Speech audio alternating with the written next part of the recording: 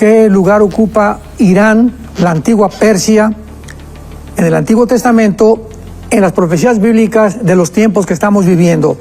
Para que veamos que las profecías no se cumplieron todas, ¿verdad? Como dice un disparate de otra teología bíblica, que dicen que ya todas las profecías se cumplieron y que todo ya es espiritualizado, etcétera, etcétera.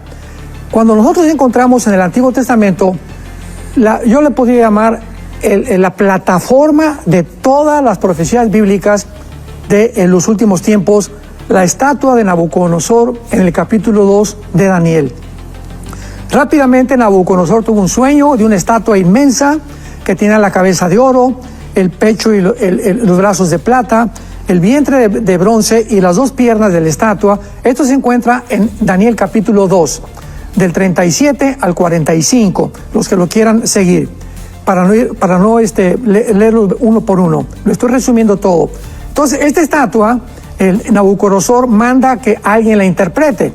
Y le habló a todos los astrólogos, a todos los brujos, a todos los hechiceros. Nadie pudo, total que Daniel tiene la intervención de la gracia de Dios con el jefe de los eunucos y le pide permiso que le diga al rey que por favor le dé tiempo para orar y él puede interpretarle al rey este sueño. Muy bien. Dios le revela a Daniel que esa estatua representan todos los imperios mundiales. Desde hace 2600 años, o sea, desde Babilonia hasta el octavo reino o imperio que se encuentra en Apocalipsis capítulo 17, que será el anticristo. Él será el octavo, porque a través de toda la historia han sido 6 imperios, el séptimo va a ser los 10 gobiernos del anticristo y el octavo va a ser el imperio final del anticristo. Muy bien. Entonces Dios le dice a Daniel, la cabeza de oro es Babilonia, el imperio babilónico, que actualmente, ¿qué naciones se encuentran en ese territorio geográfico? Apúntalo, Irak y Siria. O sea, ahora están divididos, pero ese territorio pertenecía en el Antiguo Testamento a la Babilonia o a la Mesopotamia famosa. Entonces vemos que Siria e Irak van a formar parte, porque lo vamos a ver al final de este sueño, van a formar parte del gobierno del anticristo. Ya tenemos 2 naciones que van a formar parte del gobierno del anticristo, Siria e Irak. La segunda parte de la estatua, que era la plata, le dice Dios a Daniel, vendrá un segundo imperio después de Babilonia, que la historia nos corrobora que fue, ¿quiénes? Los medos persas. Ellos conquistaron a los babilonios y se establecieron, que corresponde a Irán del siglo XXI. Repito, le cambió el nombre de Persia en 1935 a Irán. Luego tenemos a Grecia y luego tenemos las 2 piernas de la estatua que representan la división del Imperio Romano y los pies y los 10 dedos de la estatua que representan una ramificación que provendrá del antiguo Imperio Romano, que son las 2 piernas representadas por una en el occidente y otra en el oriente, y de esos 10 dedos es la forma de la confederación de las 10 naciones que formará el anticristo, que se van a levantar primero un G10, ahorita hay un G7, en Estados Unidos, Canadá, Japón, Europa no ha entrado al G7, etcétera, etcétera, Alemania, etcétera, etcétera, pero van a formar un G10 y cuando este G10 esté formado, de ahí saldrá el anticristo. Entonces, vemos que en este sueño una piedra no cortada con mano golpea los pies de la estatua. La piedra es Jesucristo. Y entonces dice claramente en el versículo, en Daniel capítulo 2, esto sí lo voy a leer literalmente como está escrito, dice el capítulo 2 de Daniel, a ver, aquí está. Muy bien, versículos del 44 al 45. La estatua que golpea los pies de la estatua, todos los imperios, el Babilonia, que es Irak, Siria, Medo-Persia, que es Irán, Grecia y todas las naciones del Imperio Romano, son derribadas. La piedra golpea los pies cuando venga Jesucristo en su segunda venida, dándoles a entender que si toda esta estatua se desmorona cuando la piedra golpea los pies, significa, qué importante, que todos estos imperios van a estar vigentes. Estas naciones van a estar vigentes en la segunda venida de Jesucristo. Y dice la Biblia, el versículo 24, y en los días de estos reyes, o sea, los 10 dedos que representan los 10 gobiernos del anticristo, o los 10 cuernos del capítulo 7, el capítulo 13 y capítulo 17 del libro de Apocalipsis, son lo mismo. Los 10 dedos y los 10 cuernos en el Nuevo Testamento son exactamente lo mismo que completa el apóstol Juan en Apocalipsis. En los días de estos reyes, Dios levantará un reino que no será jamás destruido, ni será el reino dejado a otro pueblo, permanecerá para siempre. De la manera que viste que del monte fue cortada una piedra, no con mano, la cual desmenuzó el hierro, el bronce, el barro, la plata y el oro, el gran Dios, escuchemos, ha mostrado al rey lo que ha de acontecer. ¿Cuándo? En lo porvenir, que dice en el hebreo, ¿verdad?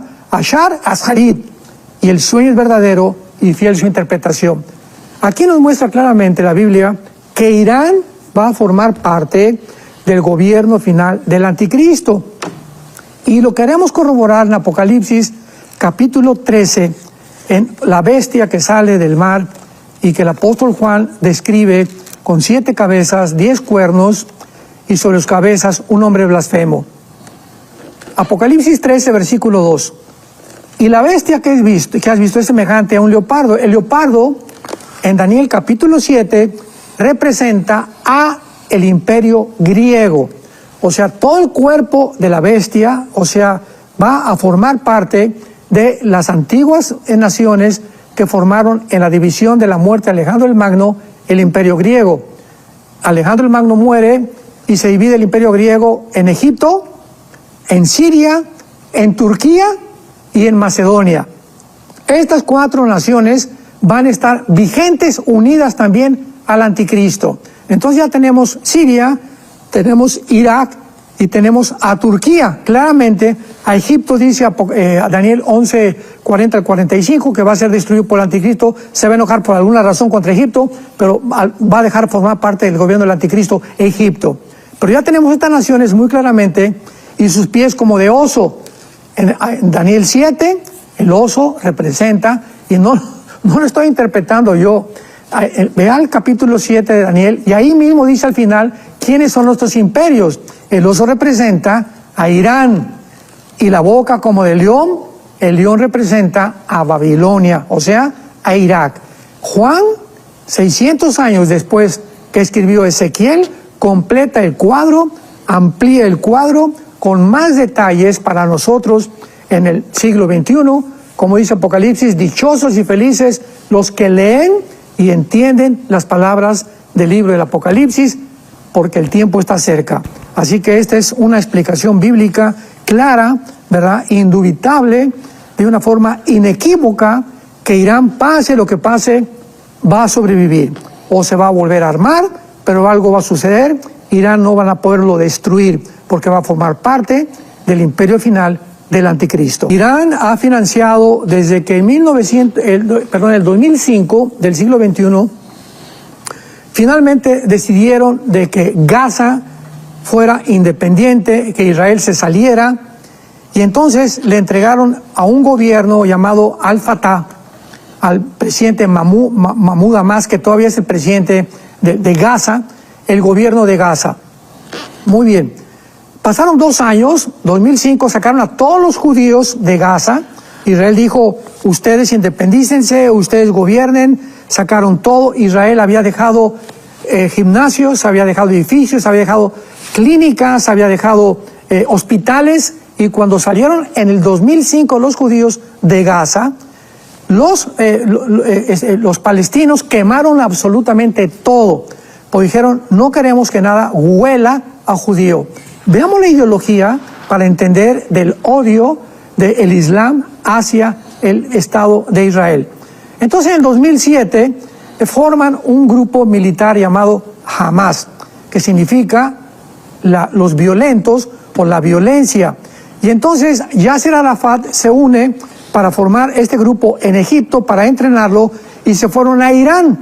Y los ayatolás absorben a Hamas y forman la Guardia Revolucionaria de Irán, que es el otro grupo terrorista que ya está casi extinguido, y comienza Irán a invertir billones de dólares en Gaza.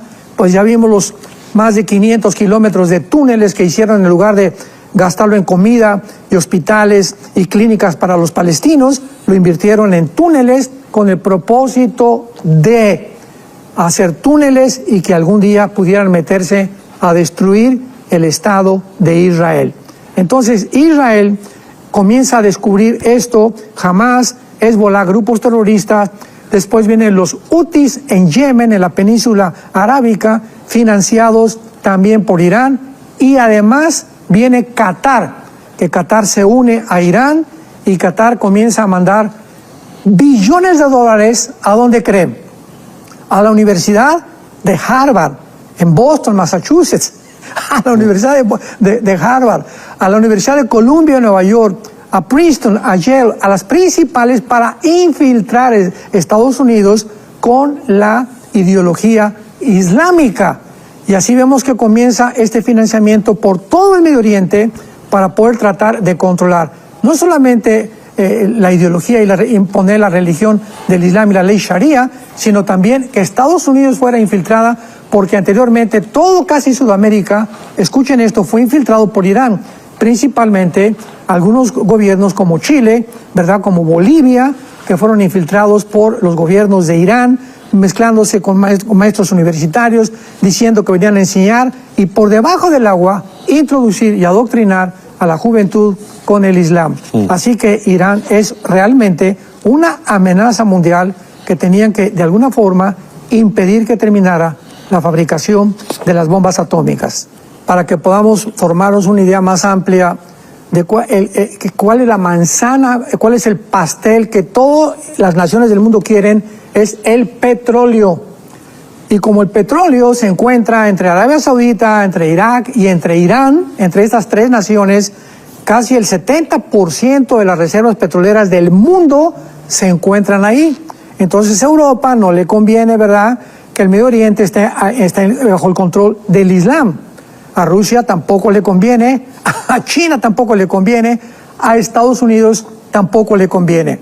Y esta es la razón por la cual actualmente en el siglo XX vemos esta confrontación entre el Oriente y el Occidente.